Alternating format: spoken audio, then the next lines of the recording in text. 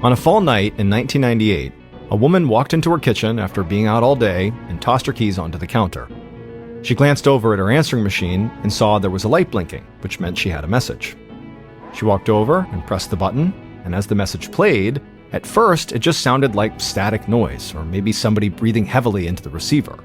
And for a second, the woman thought maybe this was a prank call, or maybe somebody had dialed her number by accident. But then, right as she was about to turn off the message, she heard screaming and crying, and then it all just went silent, and the message ended. For a moment, the woman just stood there, shocked by what she had just heard. She tried calling the number back who had left this message, but it went straight to voicemail. And so out of fear that this message she had gotten was the sound of someone actually being hurt, the woman picked up the phone and called 911. But before we get into that story, if you're a fan of the strange, dark, and mysterious delivered in story format, then you come to the right podcast because that's all we do, and we upload twice a week, once on Monday and once on Thursday. So, if that's of interest to you, please gift the follow button and all expenses paid vacation to a very special canyon, Bell's Canyon. Okay, let's get into today's story.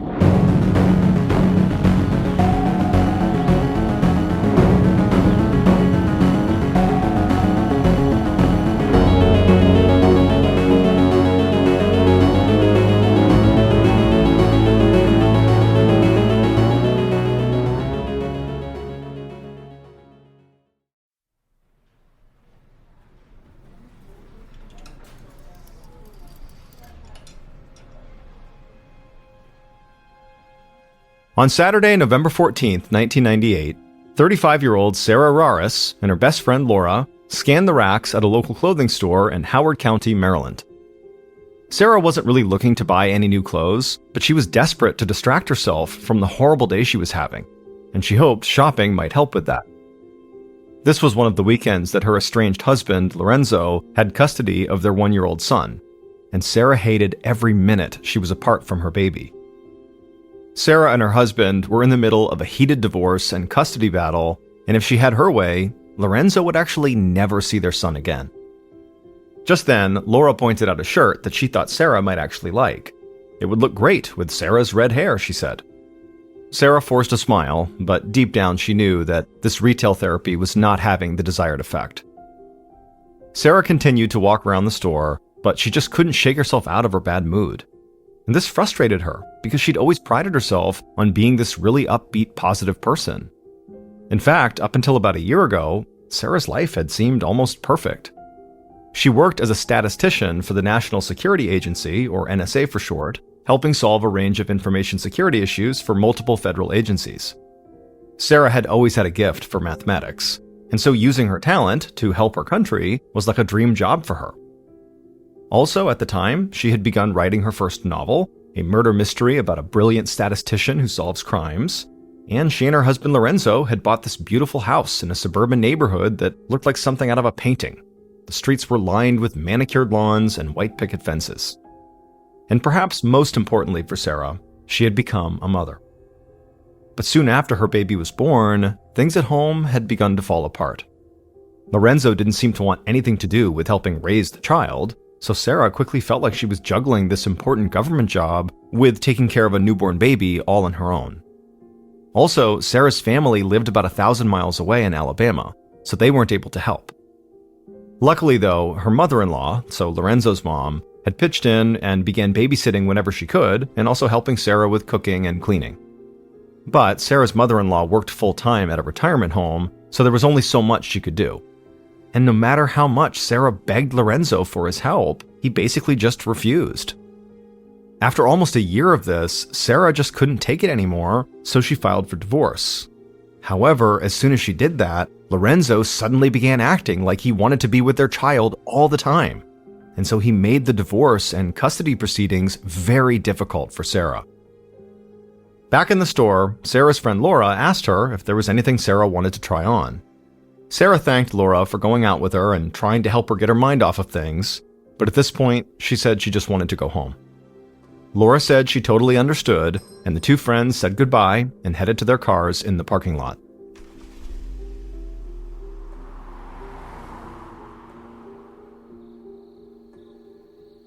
A little later that night, Sarah opened up a notebook and her laptop on a coffee table in her family room and began working on her mystery novel. Then, at around 8:45 p.m., as she was still hard at work, she suddenly heard something and looked up, startled.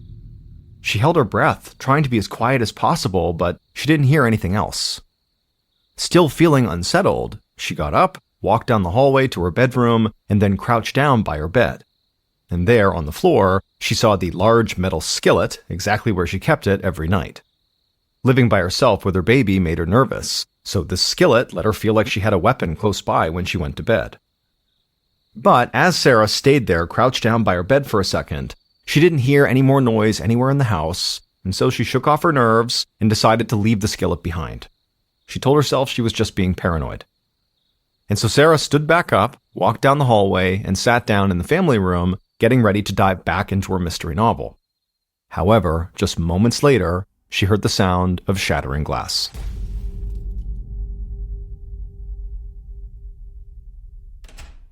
At 7:45 p.m. on the following night, Sarah's friend Laura got home after being out for most of the day.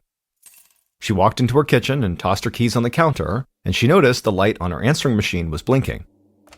And so Laura picked up her phone, hit a button to play back the message, and the automated voice on the machine told her that this message had come in the previous night at 8:56 p.m.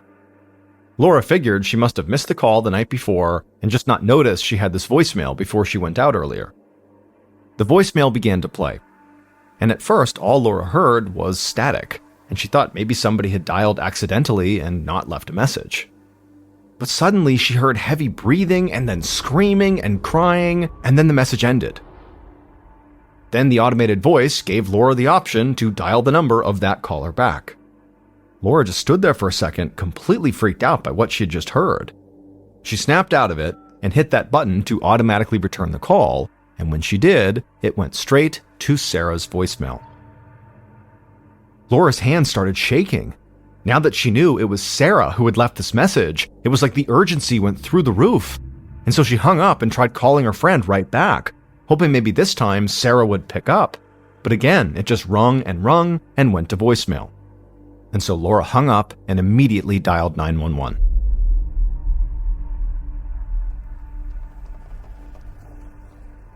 A few minutes later, a Howard County police officer pulled up in front of Sarah's house. He'd been out on patrol nearby when he got the call to do a wellness check at this address. The officer got out of his car and walked towards the front door. It was dark out, but there were lights on inside the house and also out in front of the house. However, before the officer even got to the front door, he froze. He saw that one of the front windows of the house had been smashed in, and there was glass laying all over the ground under the windowsill. His first thought was that he had just stumbled upon a robbery, and so the officer quickly went to the front door and knocked, but he barely waited before trying the doorknob. When he saw it was locked, the officer quickly used a special tool to unlock it, and then he opened up the door. The officer stepped inside the house and slowly began walking around, calling out to see if anybody was home, and keeping his hand hovering above his weapon. For all he knew, the robber might still be in the house and could be armed. The officer eventually made his way into the brightly lit family room, and when he did, he looked down at the floor, and as soon as he saw what was there, he turned and ran out of the house. He got to his cruiser, fumbled for his radio, and called for backup.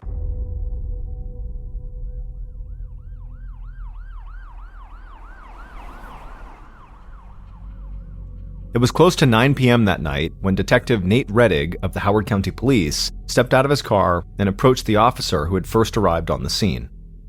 By now, this quiet neighborhood had come to life. Detective Reddig saw neighbors standing on their porches, staring at all the police and first responders swarming outside of Sarah's house. Reddig spoke to the responding officer who had come to the house for a wellness check. He was a young officer who now looked completely shaken by what he had seen inside of the house. Luckily, Reddig, who was more senior than this young officer, had a very fatherly demeanor about him. He was tall and still and always appeared to be in total control. He spoke in a calm voice with a Baltimore accent, and he was able to get the young officer to calm down and also give him a detailed account of what he had seen inside of the house that had shaken him so. After that, Reddig told the young officer to just stay outside, and then Reddig put on his gloves and walked to the front door.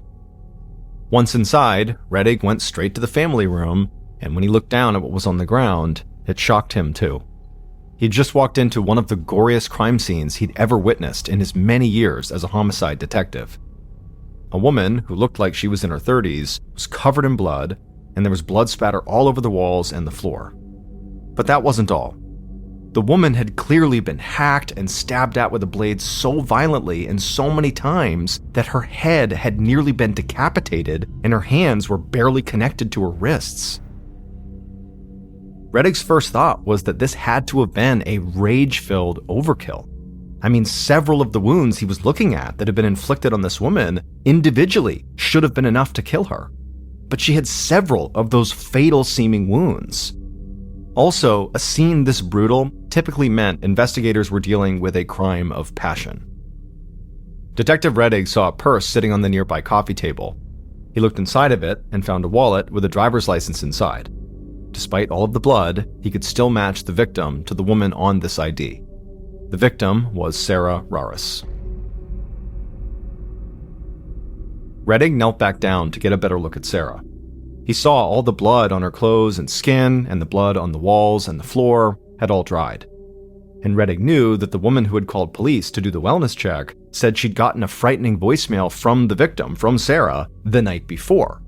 So it seemed logical to him, especially based on the dried nature of the blood, that Sarah had already been dead for 24 hours or so.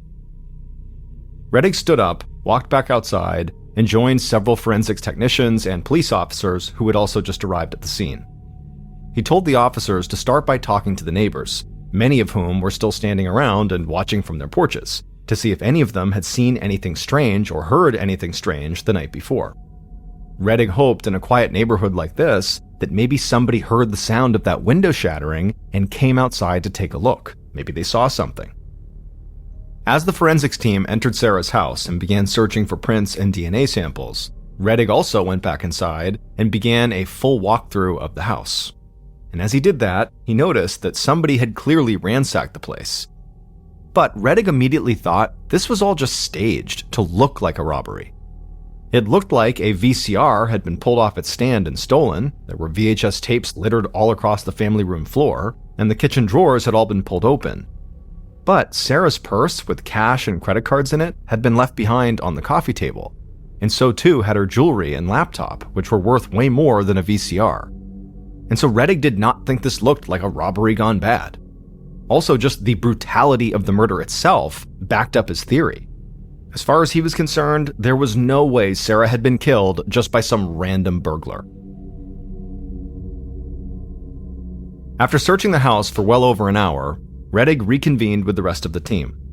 Forensics technicians had found bloody handprints on the wall, but those just indicated that the killer had been wearing gloves. But they did find several bloody footprints leading from the family room to the broken window and into the front yard.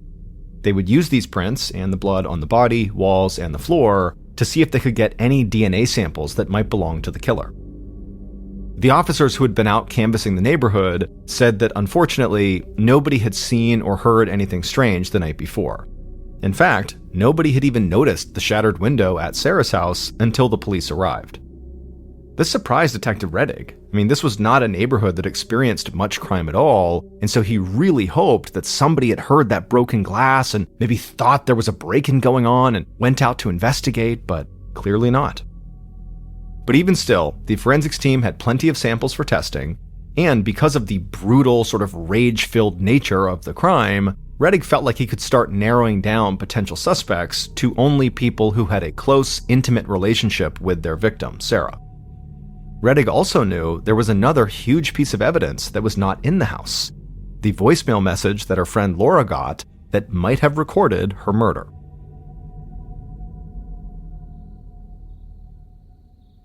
As late night turned into early morning, Detective Rettig arrived at Sarah's friend Laura's house. Laura was still wide awake, desperately waiting to hear any news about Sarah.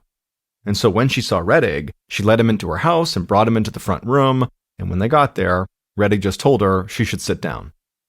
Laura sat down on the couch and began shaking her head. It was like she already knew what was coming.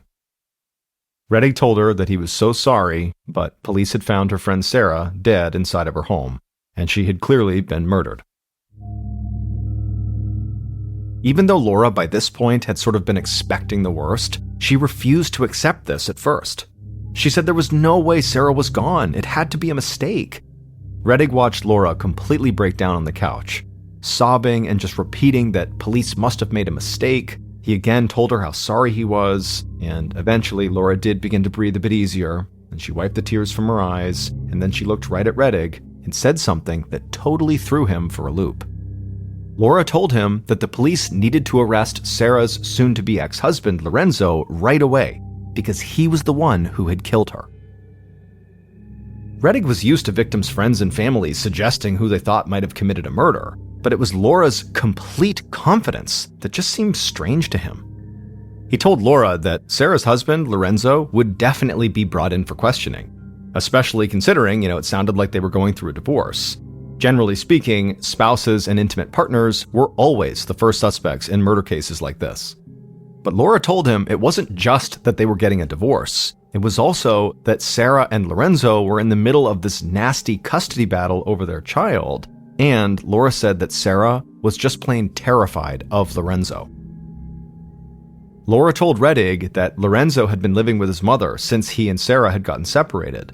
But one time, Lorenzo had shown up at Sarah's house and literally threatened to kill her. Sarah was so afraid that he would come back to hurt her and take their son far away from her that she kept a metal skillet under her bed as a weapon in case he ever showed up.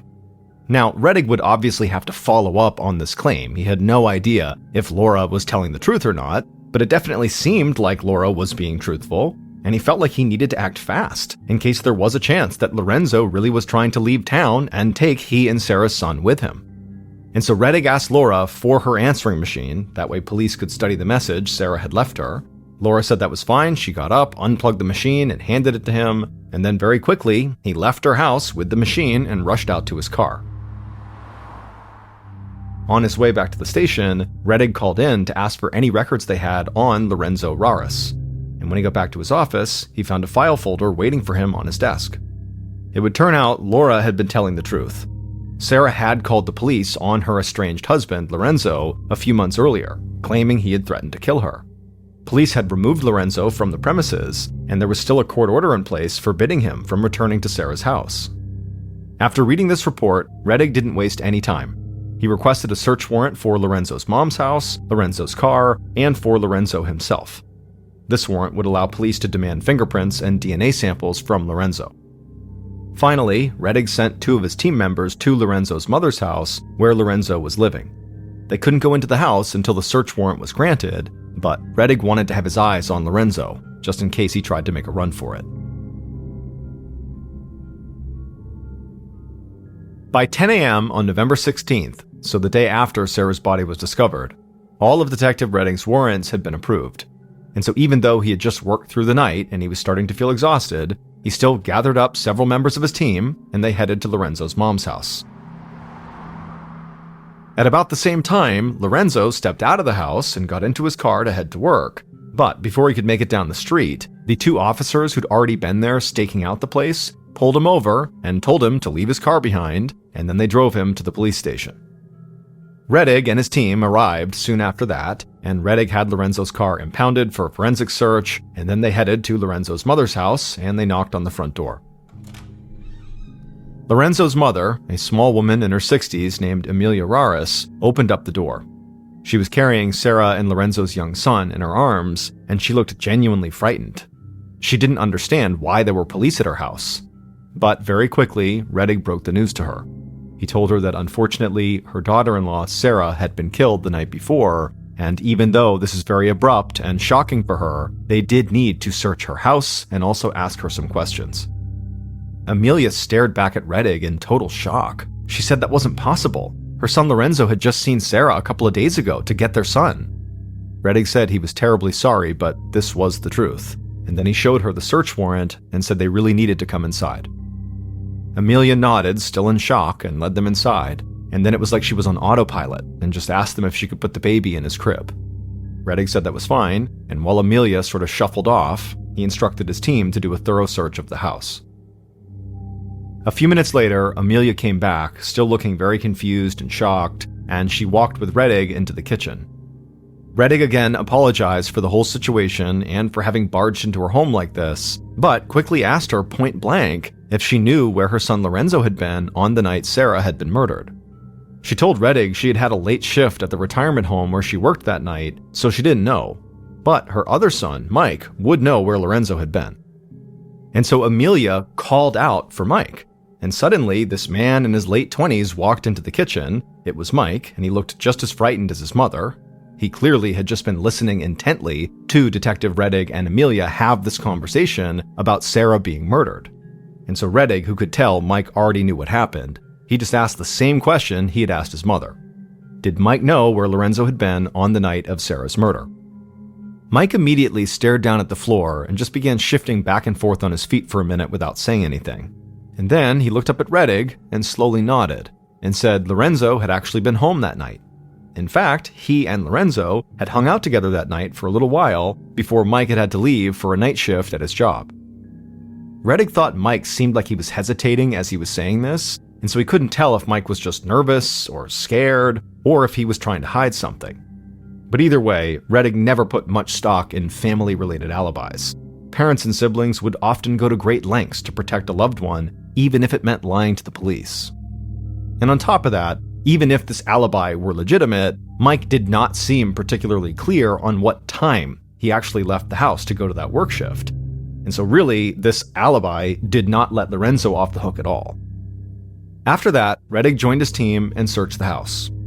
Nothing really jumped out at them, no piece of evidence that made it clear Lorenzo could be a killer, but they were able to pull some fingerprints, and they collected a number of physical items that could be evidence that might help the investigation.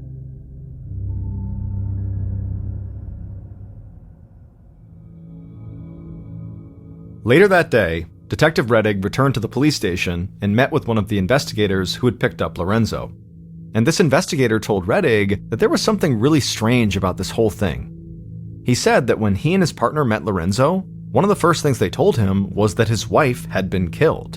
And Lorenzo reacted by bending over and heaving and sobbing, but then when he stood back up again, it was clear he had not actually been crying at all. It was all an act. Now, Rettig didn't want to jump to conclusions here, but it was hard to deny that things were really lining up against Lorenzo. He was already an estranged husband in a heated custody battle who had previously threatened the victim, and now he seemed to be fake crying at the news of his wife's murder. The investigator told Rettig that Lorenzo was in an interview room, so Rettig grabbed a cup of coffee and headed that way. And after a few minutes of talking to Lorenzo, Rettig felt like his case was only getting stronger. The conversation they had was relatively short and to the point. Lorenzo said he was at his mother's house at the time Sarah had supposedly been killed, just like his brother Mike had said. Lorenzo also made it clear that despite all of the custody issues, he still cared about Sarah a lot, and he would never hurt her. But it was not Lorenzo's answers or his sort of flimsy family alibi that made Rettig feel like Lorenzo was now definitely his primary suspect. Instead, it was Lorenzo's attitude during this short interview. Rettig thought every answer this man gave him sounded smug and arrogant. And when he talked about his wife's death, he didn't show any emotion at all, despite the huge crying display he'd put on for the other investigators when they first told him about it. At the end of the interview, Rettig called in an officer to take Lorenzo's fingerprints and to swab his cheek for a DNA sample. After that, Rettig wanted to keep Lorenzo in custody, but he didn't have enough evidence to do that, so he had to let him go. But Rettig felt confident that it was only a matter of time before Lorenzo would be back at the station, back in police custody.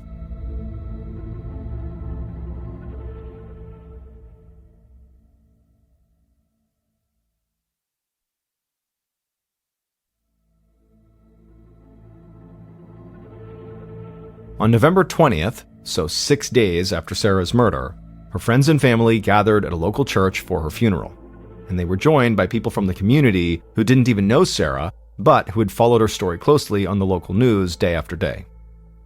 Detective Rettig and members of his team also attended, and it struck Rettig that everyone who spoke at the service was so bright and positive when speaking about Sarah. Even though everybody was still in shock and heartbroken, they said Sarah had spent her life being happy and spreading joy, so they wanted to honor her by doing the same. even now at her funeral. But that was not the only thing about the funeral that stood out to Rettig. It was common for investigators to attend funerals of murder victims, specifically to watch how potential suspects might react. But Rettig couldn't really fully do that because his primary suspect wasn't even there. Lorenzo and his family had not shown up to Sarah's funeral.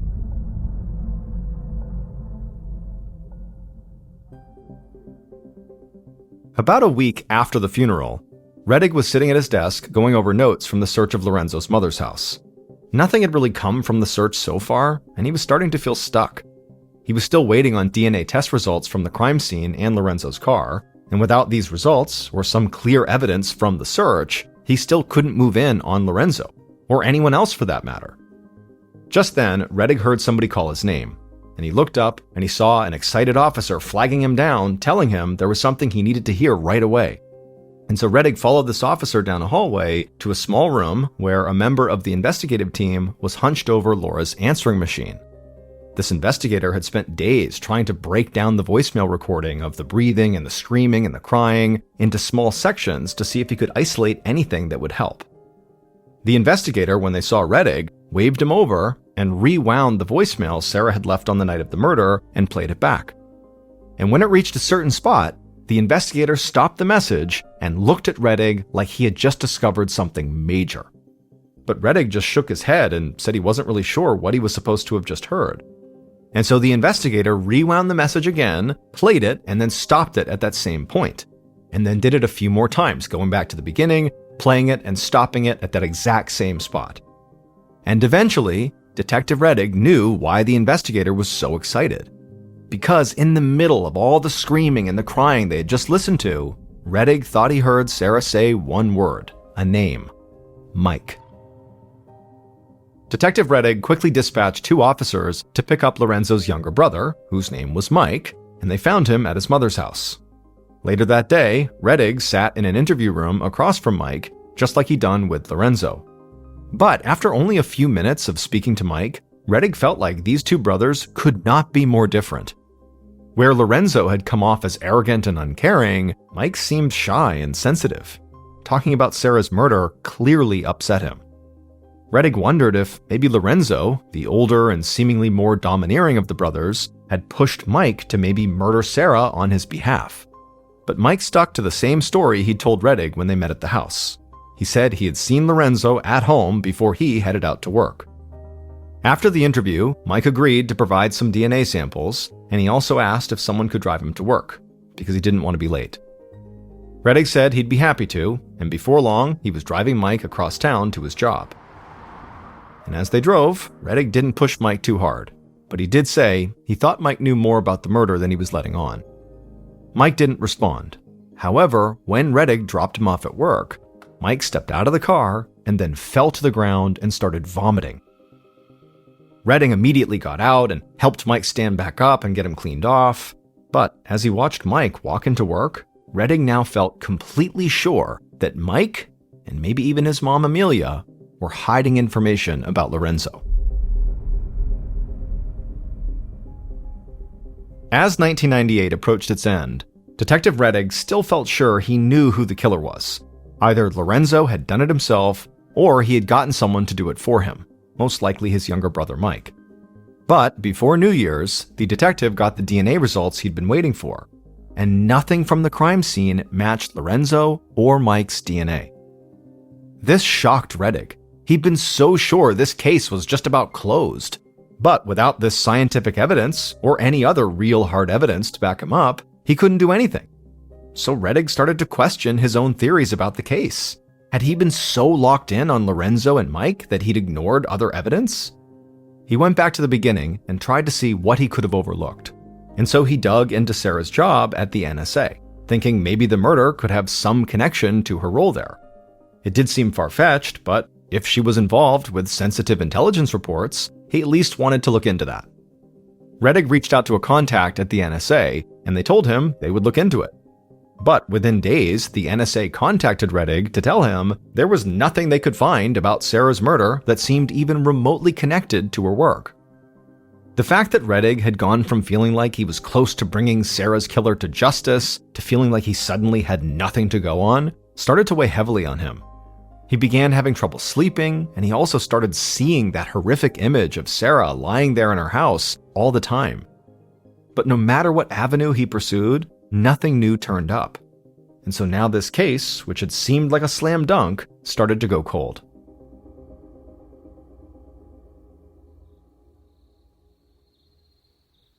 On a night in January of 1999, 2 months after Sarah's murder, a 19-year-old sat in his car in the parking lot of a Baltimore McDonald's. The teenager pulled a ski mask down over his face, grabbed a revolver from the passenger seat, and stepped out of the car. He quickly walked across the parking lot, stepped into the near-empty fast food restaurant, raised his gun, and started yelling for everyone who was in there to stay where they were and for the employee behind the counter to hand over all the money from the register. The employee began to panic and couldn't quite get the register open, and so his manager quickly rushed to the counter to help. At the same time, the manager told the teenager with the gun to please calm down and that he would get the money out of the register, just hold on. But the teenager kept waving his gun and yelling at the manager to hurry up. It was taking too long. The manager kept saying he was working on it, and then finally he opened up the register. At which point, the teenager with the gun lunged over the counter and began grabbing the money, but at the same time, the manager of the restaurant must have done something to spook the teen, because the teenager fired his gun and the bullet hit the manager. The employees and the few people in the restaurant began screaming as the teenager ran out of the restaurant with the little bit of money he had in his hand. But the cops were already swarming.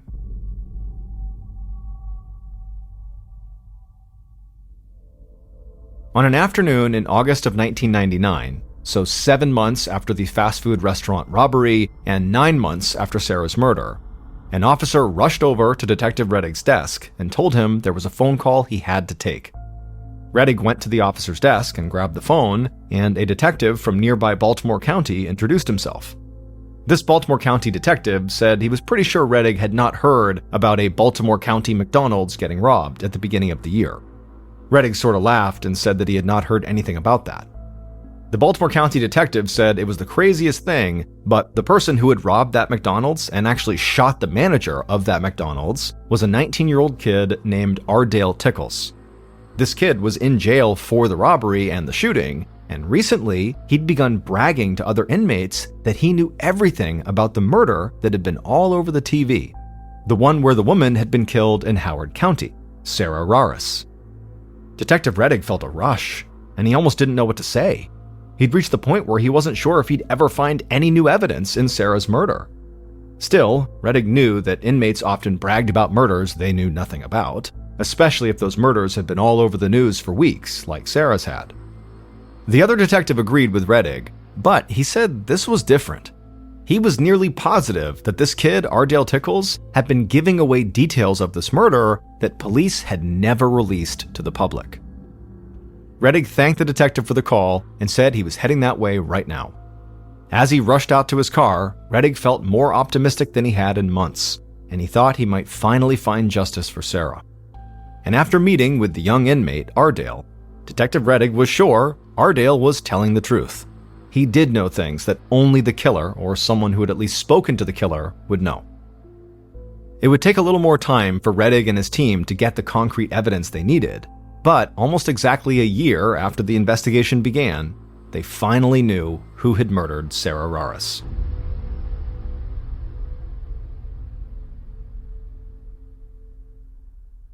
Based on Ardale's interview, DNA testing, and evidence collected throughout the investigation, the following is a reconstruction of what happened to Sarah on the night of November 14th, 1998.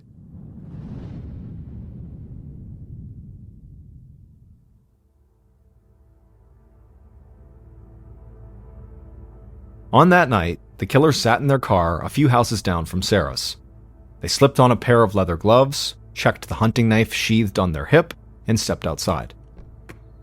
The killer wore all black, and they moved quickly towards Sarah's house, being careful to stay out of the glow from the streetlights. They ran across Sarah's yard to a window near the front door, crouched down, and looked inside the house. From this spot, they could see Sarah sitting at her computer in the family room. The killer raised up their elbow, and slammed it into the glass. The window shattered, and the killer unsheathed their knife, climbed through the broken window, making sure to avoid the shards of glass, and ran right towards Sarah. Sarah was already up on her feet, running towards the phone that was on an end table, but the killer grabbed Sarah and slammed the hunting knife into her back just as Sarah picked up the phone. The killer kept stabbing Sarah over and over as she desperately tried to dial 911. She didn't manage to do that, but did hit a special speed dial button on her phone that called her best friend Laura. The killer sliced Sarah's hand, and she and the phone fell to the floor. The killer crouched down and stabbed Sarah in the chest again and again until she was barely breathing, and then the killer slit her throat. Sarah died there on the floor, but the killer kept digging into her neck with the knife as they grew more and more crazed. They stabbed Sarah's chest again and then hacked away at her wrists. Finally, the killer saw all the blood on the floor and the walls, and they stood up and backed away from Sarah's body. They ran across the room, grabbed the VCR, and threw some VHS tapes on the floor before heading to the kitchen to throw open some drawers. The killer had wanted to make this look like a robbery, but even they knew this was a very weak attempt, and they didn't want to spend any more time in that house. So they ran back to the broken window, climbed through it, and sprinted across the yard and down the street to their car. And to their shock, the neighborhood still remained completely quiet. Nobody knew. The killer tossed the stolen VCR into the passenger seat, gunned the engine, and sped away from the secluded suburban neighborhood. The following day, they went into work at a retirement home and told the woman they worked with that the job was done. Ardale Tickles, the 19-year-old who robbed the McDonald's and shot the manager, also murdered Sarah. But Ardale had no personal connection to Sarah at all. He just happened to work at the retirement home with Sarah's mother-in-law, Amelia. And it turned out Amelia wanted Sarah dead.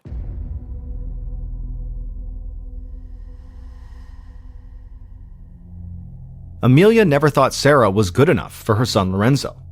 She claimed Sarah was a loose woman and was having all these online relationships with other men.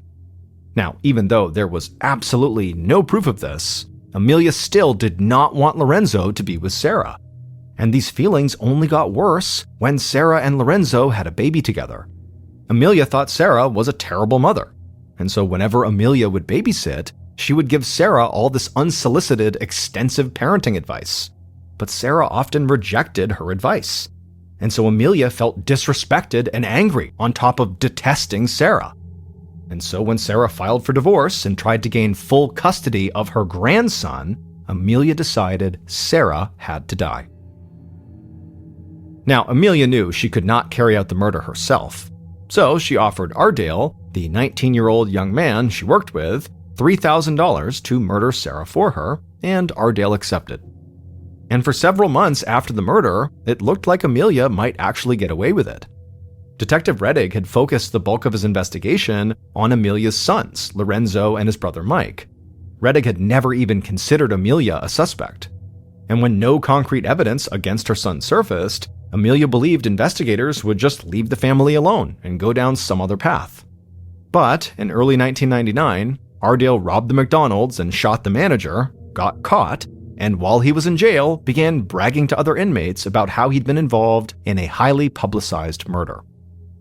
When Rettig and detectives from Baltimore County interviewed Ardale, he admitted to killing Sarah. It didn't take long for them to connect Ardale and Amelia through their work, and they also eventually connected a bank withdrawal Amelia had made to the payment she'd given Ardale, and so it was clear she had arranged the murder. Police do not believe Lorenzo had any idea what his mother was doing. And although investigators were convinced Lorenzo's brother, Mike, knew more than he was letting on, it was never proven that he had any knowledge of what his mother had done. On top of that, the FBI later conducted a detailed analysis of that voicemail that had been left on Laura's answering machine, the voicemail that basically captured Sarah's murder. And they determined that the word Mike had not actually been said on the tape. It was just a sound that could have been mistaken for the name. And so as a result, the district attorney's office focused their case solely on Amelia and Ardale. Ardale pleaded guilty to first-degree murder and was sentenced to life in prison with a possibility for parole as early as 2024. As for Amelia, she was found guilty of first-degree murder and sentenced to life in prison without parole.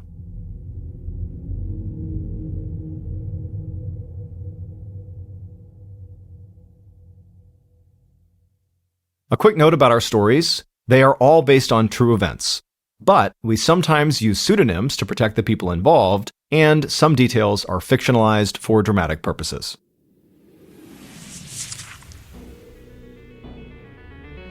Thank you for listening to the Mr. Ballen Podcast. If you like today's stories and you're looking for more strange, dark, and mysterious content, be sure to check out all of our studio's podcasts. They are this one, of course, the Mr. Ballen Podcast. We also have Mr. Ballen's Medical Mysteries, Bedtime Stories, Wartime Stories, and also Runfool. To find those other podcasts, all you have to do is search for Ballen Studios wherever you listen to your podcasts. To watch hundreds more stories, just like the one you heard today, head over to our YouTube channel, which is just called Mr. Ballen. So that's going to do it. I really appreciate your support. Until next time, see ya.